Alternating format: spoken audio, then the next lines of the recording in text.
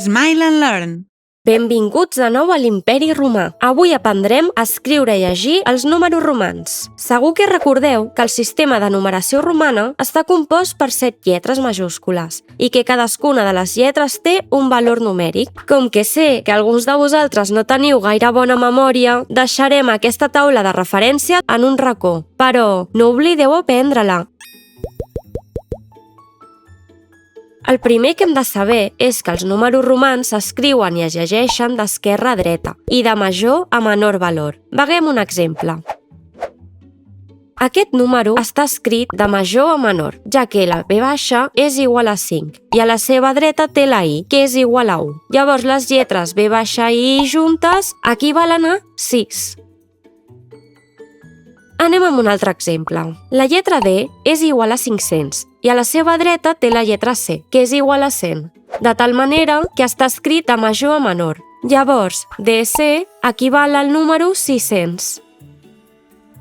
Ara veurem les diferents normes que existeixen per escriure correctament els números romans.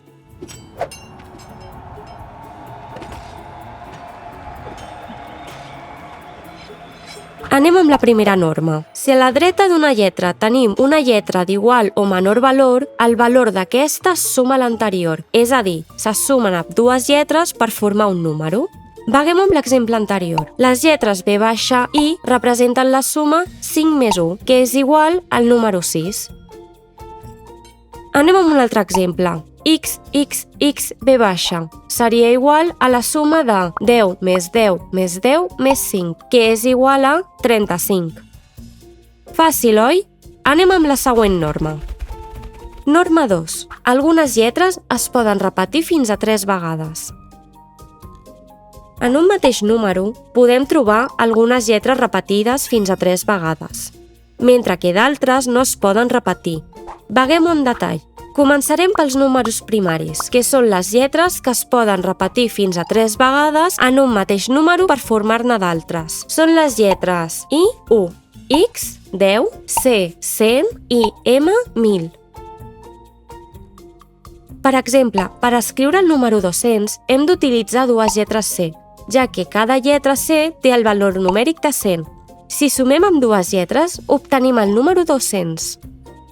Però també tenim els números secundaris, que són aquelles lletres que no es poden repetir en un mateix número. La V baixa, 5, la L, 50 i la D, 500. Norma 3. Quan la lletra que té menor valor s'escriu a l'esquerra d'una altra amb major valor, hem de restar-li el número menor al major. Ja veureu com queda clar amb alguns exemples.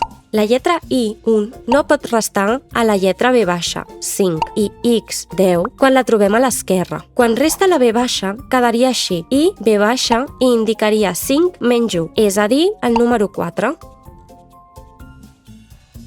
Quan la lletra I, 1, resta la lletra X, 10, tenim IX. Per calcular-ne el valor restem 10 menys 1, és a dir, IX representa el número 9. Veiem alguna lletra més. La lletra X, 10, pot restar la lletra L, 50, ja que el seu valor és inferior. Això vol dir que si el número és XL, restem 50 menys 10 i obtenim el número 40. La lletra X, 10, també pot restar la C, 100. Amb la unió de XC tenim la resta 100 menys 10, amb la qual obtenim el número 90. A més, hem de saber que hi ha altres lletres que no es poden restar mai. Aquestes són la V baixa, 5, L, 50 i D, 500. Ara anem amb l'última norma. Anem a aprendre com es formen els milers. Com hem vist, una lletra només es pot repetir com a màxim 3 vegades. Però llavors, com aconseguim números molt alts? Repetint la lletra M, 1000, 3 vegades, aconseguiríem el número 3000. Però, com arribem a números encara més alts si ja no podem posar la lletra M més vegades? Molt fàcil. Per formar els milers, posarem el número en lletra, amb una línia recta a sobre de les seves lletres. Veiem un exemple per entendre-ho millor. El número 4000 es forma posant les lletres I, V baixa, que representen el número 4, i una línia recta a sobre d'aquestes lletres que té el valor de 1000. Això vol dir que seria igual a la multiplicació de 4 per 1.000, amb la qual obtenim el número 4.000. Veiem un altre exemple. Com s'escriu el número 500.000 en números romans? Per formar el número 500.000, primer posem la lletra D, que té un valor numèric de 500, i una ratlla a sobre de la lletra que significa 1.000. Per això, multipliquem el valor de D pel valor de la ratlla que té a sobre, és a dir, 500 per 1.000, obtenint el número 500.000. Enhorabona! Ara sou uns experts a escriure els números romans. Fins a la propera! Sabies que a l'aplicació educativa de Smile and Learn podràs trobar centenars de jocs i vídeos tan divertits com aquest? Descarrega l'app de Smile and Learn al teu mòbil, tablet o ordinador i seguiràs aprenent mentre et diverteixes.